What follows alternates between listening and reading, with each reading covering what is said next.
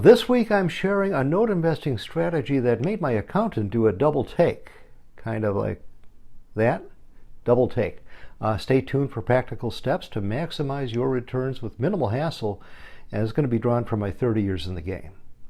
So I'm diving into week 4 of my 52-week note investing series. Today's focus is a strategy that surprised my accountant with its efficiency. Okay, this is education, not advice. Results vary, and you're going to need to check your local regulations, of course, to stay compliant.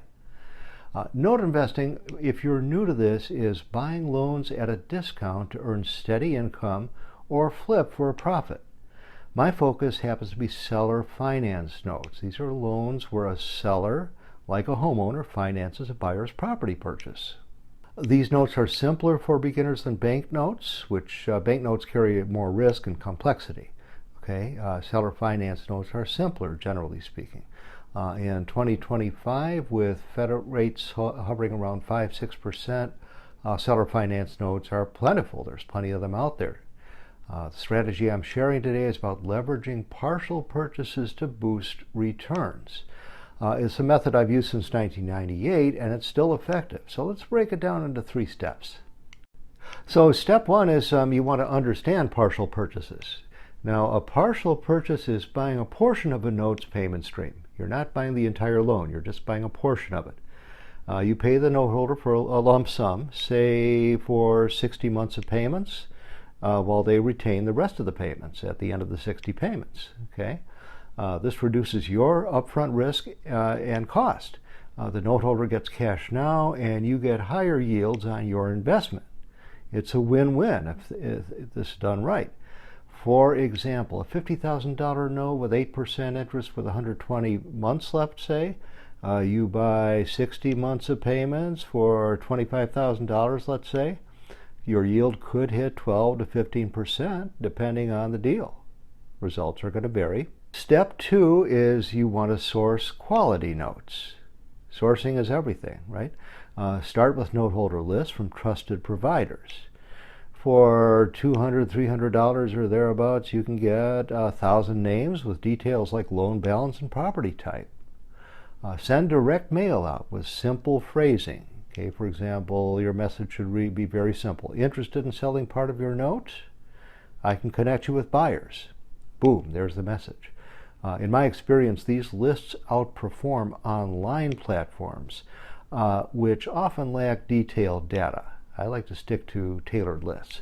Back in 2001, when I was starting out with direct mail, I mailed 300 letters out, landed a $60,000 note. I bought 48 months of payments for $20,000, and I earned a 14% yield. The holder of the note was thrilled to get cash up front. So you want to screen your leads carefully, right? Check the payer's credit, property value, and lien status. Work with a funder to handle due diligence. This keeps it low stress for beginners. Step 3 is structure the deal, right? Once you find a note, negotiate the partial purchase. Offer 40 to 50% of the payment stream's value to ensure a strong yield. Funders can guide you on pricing. For instance, on a $100,000 note with 10 years left, you might buy 5 years of payments for $40,000. The note holder keeps the remaining payments and you get a high return. Always verify liens and compliance with local rules. Okay? A lawyer or title company can help. This step protects your investment and keeps the deal ethical. So here's a story from 1999. I found a $75,000 note through a Chicago accountant's referral. This is when I was really first starting out, right around there. The note holder wanted cash for, I think it was a business venture or something like that. So I bought 36 months of payments for $18,000. My yield ended up being 13%, and the note holder got the liquidity they needed. My accountant couldn't believe how I turned $18,000 into steady cash flow with so little risk. Results are going to vary. So why does this work? Partial purchases lower your exposure. If the payer should default, you're only tied to the payments you bought. Plus, you can reinvest profits into more partials. In 2025, this strategy shines because note holders are eager for cash, and high interest rates make partials attractive. Funders simplify the paperwork so you can focus on finding deals. For beginners, start small. Refer a few notes to funders to learn the ropes, and then after a few referrals, try a partial purchase. Pros can scale this by targeting larger notes or multiple partials. A word of caution, don't rush. Verify every detail, liens, payer history, property condition. One bad deal can wipe out your gains, so check local rules to stay compliant.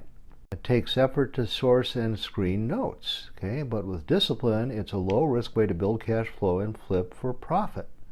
My accountant's jaw dropped, literally, when I showed him my returns from partials in 2000. He was kind of an emotional guy, I guess, but he thought I was gambling. I said, really? No, I wasn't gambling. I was just using math and due diligence. So if you're ready to try this, my mini course at noteinvestors.com walks you through sourcing notes, structuring partials, and working with funders. It's practical, it's no nonsense, it's built from my experience since 1996. Again, results vary and you're going to need to put in the work, but this strategy can surprise even the most skeptical accountant. Okay? Check the link in the description for the mini course. Subscribe for weekly strategies in this 52-week series, and next week we're going to be covering I believe we're going to be covering next week how to spot red flags in note deals. Okay, so be sure to subscribe if you haven't already. See you then.